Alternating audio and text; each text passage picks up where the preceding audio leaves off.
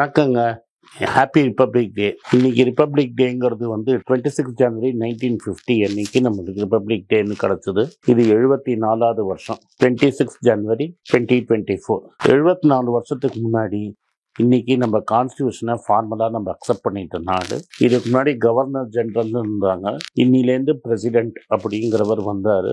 Governor ஜெனரல்ங்கிற post கம்ப்ளீட்டாக abolish ஆயிடுச்சு. அன்னைக்கு வரைக்கும் 1935 கவர்மெண்ட் ஆஃப் இந்தியா ஆக்டை வச்சு தான் நம்மளை கவர்ன் பண்ணிட்டு இருந்தாங்க.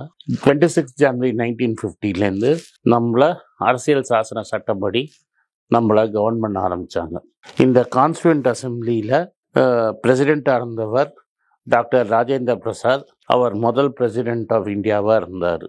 இந்த அரசியல் சாசன சட்டத்தை சேர்மனாக இருந்து டிராஃப்டிங்க்கு பெருசாக ஹெல்ப் பண்ண டாக்டர் அம்பேத்கர் லா மினிஸ்டராக சேர்ந்தார் கவர்மெண்ட்டில். நேரு முதல் பிரதமர். பல இம்பார்ட்டன்ட் பீப்புள் இந்த கவர்மெண்ட்டில் இருந்து அன்னிலேருந்து நம்ம எலெக்ஷன் நடந்தது.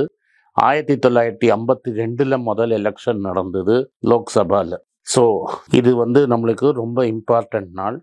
இன்னைக்கு எஸ்பெஷலி நம்மளோட அரசியல் சாசன சட்டம் அட்டாக்ல இருக்கிறதுனால இதை நம்ம ரொம்ப விமர்சனையாக கொண்டாட வேண்டிய நாள். இந்த அரசியல் சாசன சட்டம்னா என்னங்கிறத நம்மளுக்கு எல்லாருக்கும் புரியணும். One of the most important அரசியல் சாசன சட்டத்தில் ஜாதி மதம் எதுவும் பார்க்காம சட்டத்துக்கு முன்னாடி எல்லாரும் சமம். ஆனால் நீங்கள் ஒரு போலீஸ் ஸ்டேஷனில் போய் பார்த்தீங்கன்னா, நான் போலீஸ் ஸ்டேஷனில் என்ன பிடிச்சான்னா என்னை மரியாதையாக நடத்துவாங்க.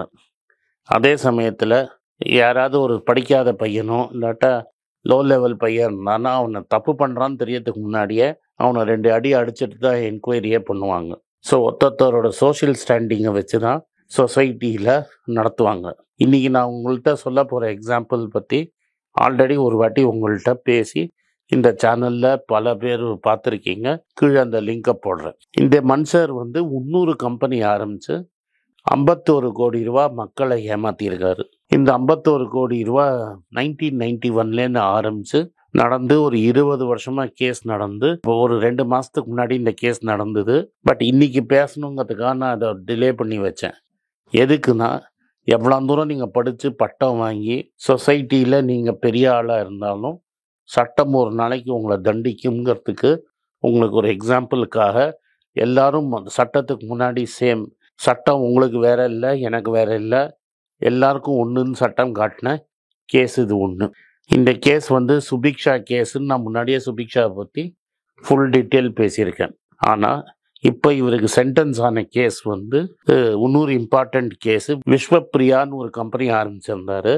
இதுதான் இவர் ஆரம்பித்த முதல் கம்பெனி, விஸ்வப்ரியா ஃபைனான்ஷியல் சர்வீசஸ்ங்கிற கம்பெனி. இதை ஆரம்பித்தவர் பேர் பி சுப்பிரமணியம்னு பேர். இந்த சுப்பிரமணியம் ஐஐடி மெட்ராஸ்லேயும் ஐஐஎம்லேயும் படித்தவர்.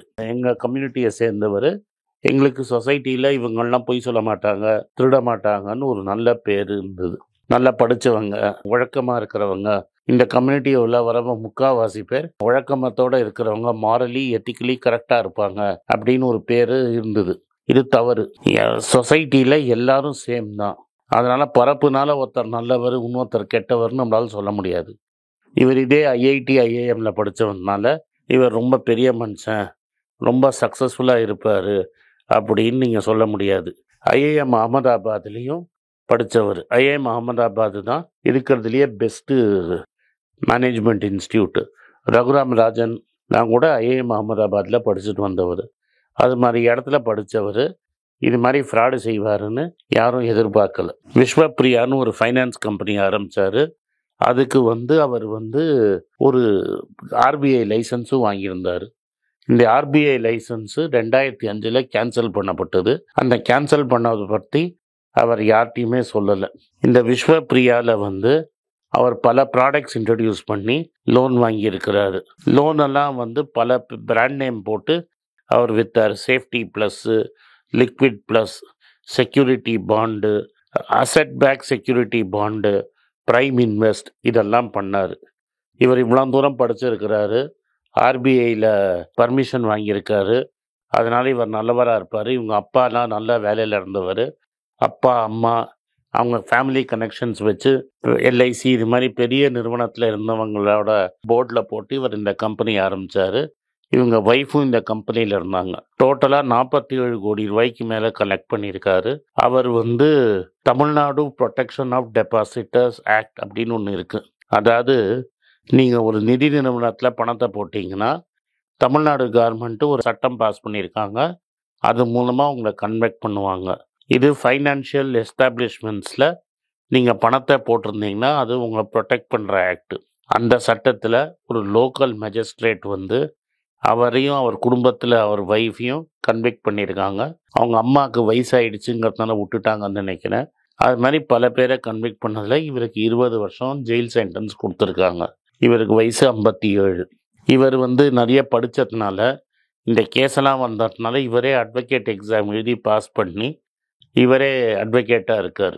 சுபிக்ஷா கேஸில் இவர் பண்ண தவறு ரேணுகா ராமநாதன் அப்படின்னு அன்றைக்கி ஐசிஐசியில் இருந்தவங்க சொன்ன பேரில் பிரேம்ஜி குடும்பம் வந்து இந்த கம்பெனியில் இன்வெஸ்ட் பண்ணி அவர் பணத்தை ரிகவர் பண்ண ட்ரை பண்ணும்போது அவர் மேலே பல இடத்துல கேஸ் போட்டு அவரை ரொம்ப டார்ச்சர் பண்ணி கடைசியில் சுப்ரீம் கோர்ட்டே சொல்லிடுச்சு, இனிமேல் அவர் மேலே கேஸ் போட்டிங்கன்னா உங்களை தொலைச்சிருவோம் அப்படின்னா இவர் மன்னிச்சு கேஸை திரும்பி வாங்கிட்டார். அந்த கேஸ் ரெக்கார்டும் இருக்குது. அவர் மன்னிப்பு கேட்டு சுப்ரீம் கோர்ட்டில் இனிமேல் நான் பிரேம்ஜி மேலே கேஸ் போட மாட்டேன்னு.